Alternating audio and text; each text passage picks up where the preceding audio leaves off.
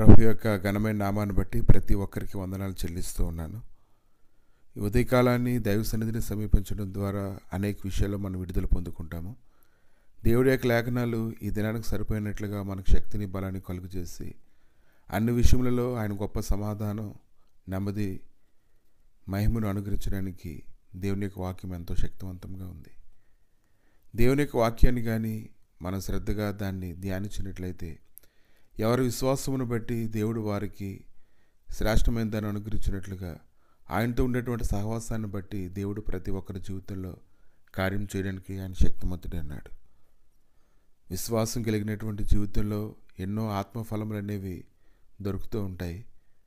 విశ్వాసం కలిగి ఆయనలో ముందు కొనసాగుతూ ఉన్నప్పుడు అనేక రకాలైనటువంటి ఇబ్బందులు, ఇరుకులు కలిగినప్పటికీ ప్రభు అయితే వాటన్నిటిలోనూ తప్పించుకునేటువంటి మార్గం కలుగు చేసి భరించినంతకంటే ఎక్కువ శోధన అనుమతింపనివ్వక ప్రతి ఒక్కరిని నడిపించడానికి, కృప చూపడానికి ఆయన శక్తిమంతుడే ఉన్నాడు.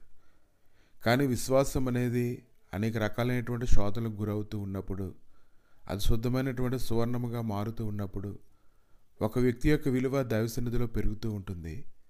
ఆ యొక్క వ్యక్తి యొక్క జీవితం యొక్క సాక్ష్యము కూడా అది పరిమళిస్తూ ఉంటుంది.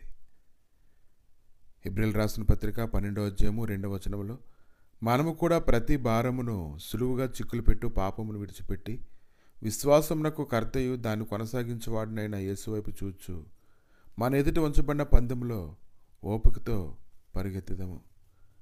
కాబట్టి విశ్వాసానికి కర్త, దాన్ని కొనసాగించేవాడేటువంటి యేసు వైపు చూస్తూ ముందుకు పరిగెత్తుతూ ఉన్నప్పుడు అనేక రకాలైన సమస్యలు రావచ్చు. కానీ నిజమైనటువంటి విశ్వాసం కలిగినటువంటి వారి జీవితంలో మాత్రం దేవుని యొక్క కృప సమృద్ధిగా వారిని వెంబడిస్తుంది. వారు ప్రయాసపడినప్పటికీ, అనేక రకాలైనటువంటి చిక్కుల్లో చిక్కుకున్నప్పటికీ కూడా వారిని విడిపించడానికి శక్తిమంతుడే ఉన్నాడు.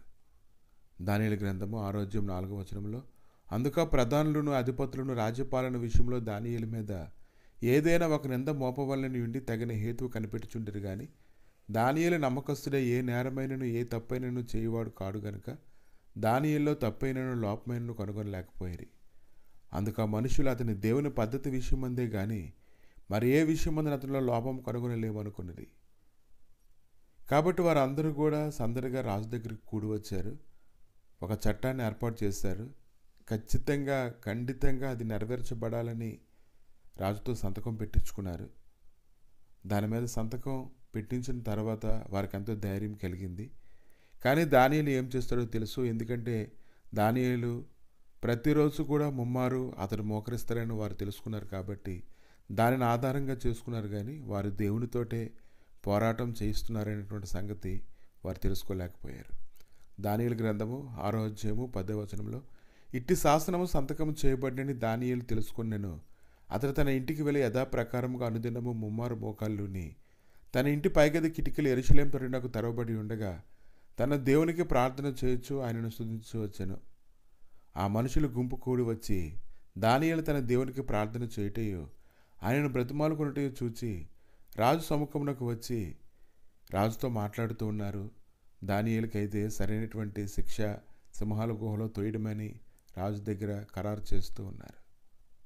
రాజు ఈ మాట విని బహుగా వ్యాకులపడి దానియేలు రక్షింపవలని తన మనసు దృఢం చేసుకొని సూర్యుడు అస్తమించే వరకు అతను విడిపించుటకు ప్రయత్నం చేశాను. అయితే దానియేలు అయితే మనుషుల మీద ఆధారపడలేదు, కానీ మనుషులను బ్రతిమలాడుకోలేదు, కానీ రాజు యొద్దకు వచ్చి తన పరిస్థితులన్నింటినీ అతను మనవి చేసుకోలేదు. కానీ విశ్వాసంతో అతడు జీవిస్తూ ఉన్నాడు. కాబట్టి తను యవన సన్నిధిలోనైతే మోకరిస్తూ ఉన్నాడో ఆ దేవుడు ఖచ్చితంగా శత్రువులందరి విషయంలో కలుగు చేసుకుంటాడని అతను ఎరిగి ఉన్నాడు. కనుక ప్రభు అయితే అతని పక్షముగా ఉండి కార్యం చేసినటువంటి విశ్వాసాన్ని బట్టి అతడు ఎవరికి మాట్లాడలేదు. కానీ అతడు ఎప్పట్లాగే ముమ్మారు మోకాళ్ళుని ప్రార్థన చేయడం మనం చూస్తూ ఉన్నాం. రాజు అయితే ఆ మాటలు విన్నాడు. దానియేలు రక్షింపవాలని ఎంతో ప్రయాసపడ్డాడు. కానీ అది ఎంతమాత్రం కూడా అది వీలు కాలేదు. అంతటి రాజు ఆజ్ఞ బంట్రోతులు దానియేలును పట్టుకొని పోయి సింహముల గుహలో పడద్రోయిగా రాజు నీవు అనుదినము తప్పక సేవించిన నీ దేవుడే నేను రక్షించనని దానియేలుతో చెప్పాను. వారు ఒక రాయి తీసుకొని వచ్చి ఆ గుహ ద్వారమును వేసి దాన్ని మూసిరి. మరియు దానియేలును గూర్చి రాజు యొక్క తీర్మానం మారునేమో అని రాజు ముద్ర, అధికారుల ముద్రను వేసి దాన్ని ముద్రించిరి.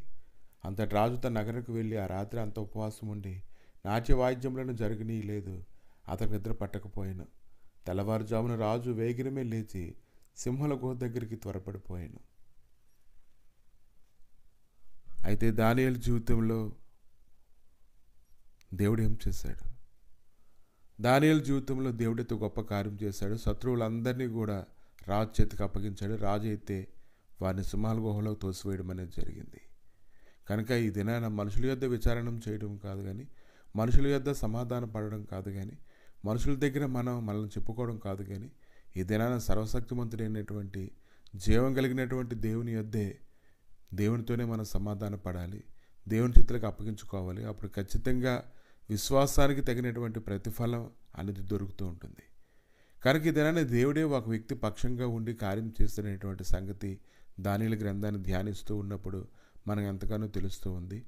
కనుక మనుషులైతే న్యాయం తీర్చలేరు కానీ సర్వశక్తిమంతుడైన దేవుడైతే న్యాయం తీర్చగలడు. కనుక ఈ ఉదయకాలాన్ని ప్రతి విషయంలో దేవుడే నీకు న్యాయం జరిగించి నీ శత్రువులందరి విషయమై ఆయన కలుగు చేసుకొని నీకు సమాధానం కలుగు చేసి నేను లేవనెత్తి నడిపించును గాక. ఆమేన్. ప్రభా, నీ దయగలిగిన హస్తాలకు అప్పగిస్తుండగా ప్రభా, విశ్వాసమే జీవితంగా జీవించేటువంటి వారు అందరి జీవితంలో నీవే కృప దయచేసి మహిమ పొందమని యేసు నామములో అడుగుచున్నాము తండ్రి. ఆమేన్.